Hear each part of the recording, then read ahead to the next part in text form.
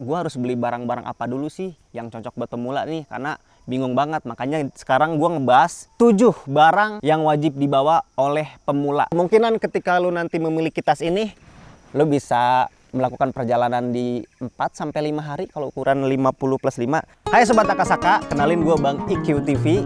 Gue sekarang lagi berkolaborasi dengan Akasaka Outdoor Gear karena gue emang pengguna Akasaka dan gue juga suka dengan barang-barang Akasaka karena Akasaka itu menurut gue terkenal dengan keseriusannya dalam memproduksi setiap barang-barangnya. Makanya gue suka dengan carrier-nya, dengan topi-topinya, celananya, sweater yang gue pakai, pokoknya semua barang-barang yang diproduksi oleh Akasaka gue demen banget dah. Makanya kalau emang lu belum subscribe, lu subscribe aja dari sekarang karena gue akan lebih sering muncul di channel ini. Gue akan memberikan tips-tips tentang dunia pendakian, dunia hiking, ya apapun itu, ntar kita bahas semuanya di sini. Jangan lupa juga untuk like sama share di video ini biar teman-teman lu juga pada tahu. Kita sharing-sharing aja di channel Akasaka Outdoor Gear. Oke, langsung aja nih.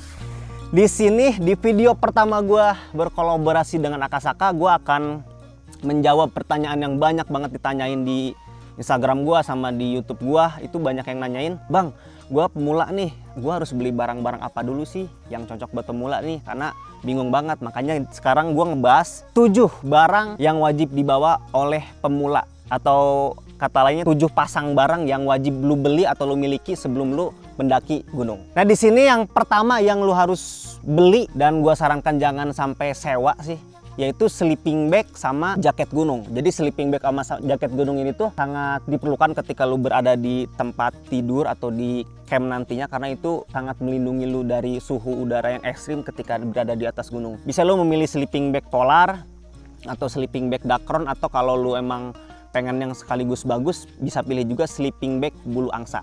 Nah kalau untuk jaketnya, gue saranin lu memakai sistem layering jaket. Kadang ada beberapa yang tidak terlalu mengerti tentang sistem layering jaket. Kalau di sini gue akan menyarankan lu mending pakai sistem layering jaket. Apa sih sistem layering jaket? Singkatnya itu lapisan jaket untuk menahan suhu ekstrim ketika di atas gunung. Jadi ada 3 nih. Yang pertama itu base layer.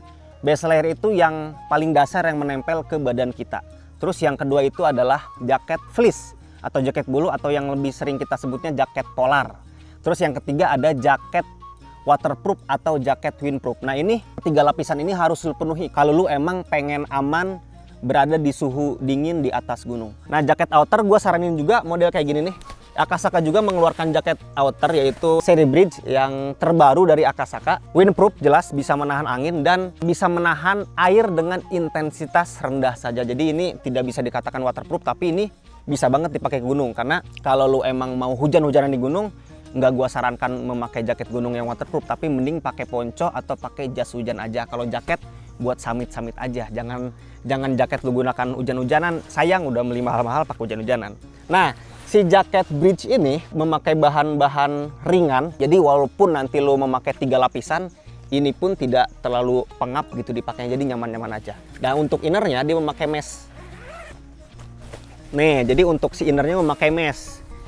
Kenapa akhirnya si inner bulunya itu tidak disatukan di sini? Karena biar jaket ini tuh bisa dipakai di perkotaan juga atau di cuaca panas. Jadi kalau jaket yang mempunyai inner bulu itu dipakai di kota tuh kayak nggak nyaman banget, gerah banget gitu. Kalau ini bisa digunakan di semua aktivitas. Lu bisa jadikan referensi nih jaket si Akasaka ini, jaket bridge ini. Kalau emang lu pengen tahu harganya, langsung dicek aja di deskripsi video ini, udah ada link pembeliannya untuk jaket bridge ini. Itu 1 pasang barang pertama. Terus barang yang kedua adalah sepatu dan sandal gunung. Nah sepatu dan sandal gunung ini harus dibawa. Lu bawa sandal gunung bukan untuk digunakan di trek ya, tapi kalau untuk di trek perjalanan itu tetap harus memakai sepatu gunung. Jangan sepatu sneaker juga, karena sneaker itu outsole-nya beda. Dia tidak menggigit di tanah-tanah pendakian. Harus sepatu yang bermerek outdoor. Sandal outdoor juga ada dua macam, ada sandal outdoor terbuka, ada sandal outdoor tertutup. Di sini ada contohnya nih. Lu pasti tahu kalau emang pengguna Akasaka, sandal legend ini nih, sandal legend dari Akasaka, seri Cuba. Mungkin ada yang udah lagi nonton punya sandal ini, lu udah pada tau lah ke kualitas awet dari sandal ini. Nah ini model sandal yang terbuka, jadi lu bisa pakai sandal kayak gini. Di mana sandal digunakan? Jadi sandal itu digunakan ketika lu berada di camp atau di tenda untuk mondar-mandir ke kamar mandi mungkin, atau mondar-mandir ke untuk nyari kayu mungkin. Jadi diwajibkan pakai sandal. Kalau pakai sepatu biarkan sepatu istirahat dulu gitu maksud gue. Jadi pakai sendal aja kalau di tempat camp. Ini yang terbuka nih. Nah yang model tertutup ada lagi yang gue pakai nih. Sorry, nih ini cakep banget. Seri dari Akasaka juga, ini seri Keita. Ini komplotannya TBS series. Jadi sendal terbaru dari Akasaka. Nah nanti untuk sendal ini akan gue buatkan video yang khusus.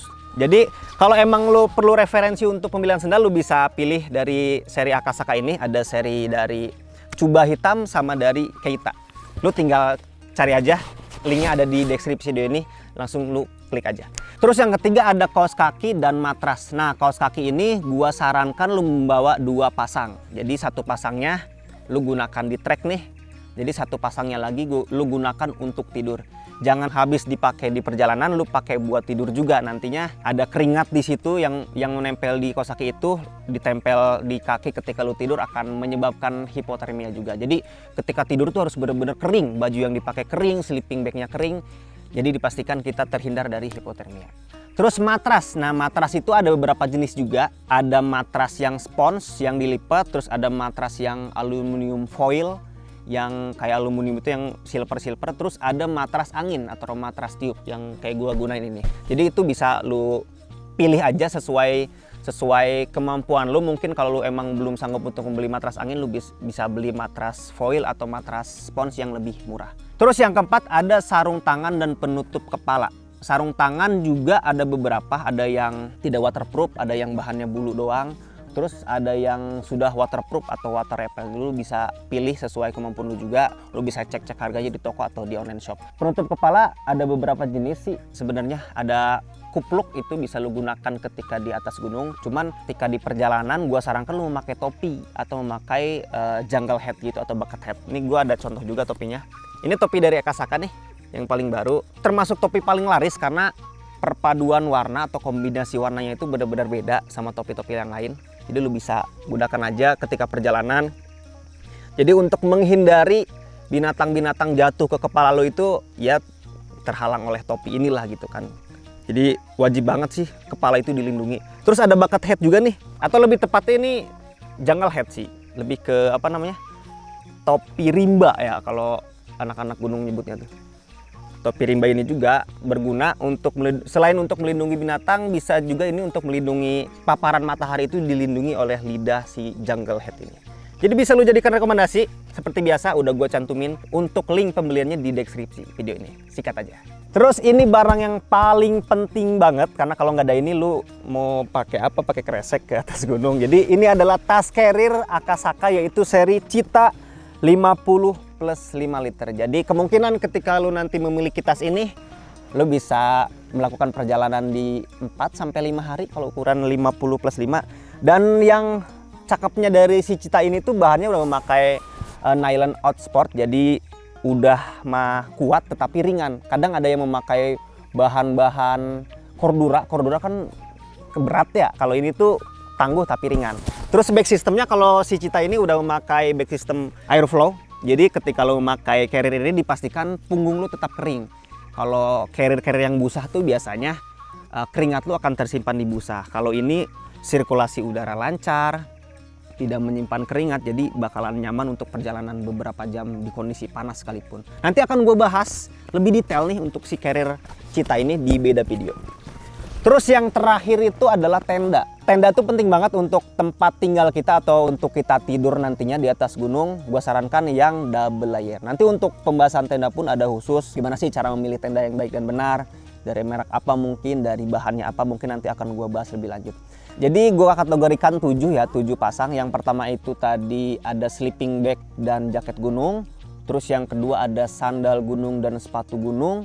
Terus yang ketiga itu ada matras dan kaos kaki. Terus sarung tangan dan penutup kepala. Terus ada carrier. Terus ada tenda dum. Terus yang terakhir adalah logistik. Itu jangan sampai lupa. Oke, untuk video kali ini itu aja sih yang bisa lu miliki atau lu segera beli. Gue sarankan sih mending beli aja. Tapi kalau emang ada yang masih lu ragu, lu bisa sewa-sewa dulu aja di tempat-tempat rental outdoor. Jadi ada 7 barang yang tadi gue sebutkan. Nanti akan gue buatkan untuk video-video selanjutnya untuk cara menghindari hipotermia, olahraga sebelum naik gunung. Pokoknya lu subscribe aja di channel Akasaka Outdoor Gear ini, karena nanti di next video akan ada tips-tips dan trik untuk seputar dunia pendakian. Oke, gitu aja. Jangan lupa juga untuk like sama share di video ini. Thank you banget buat kalian semua. Assalamualaikum warahmatullahi wabarakatuh.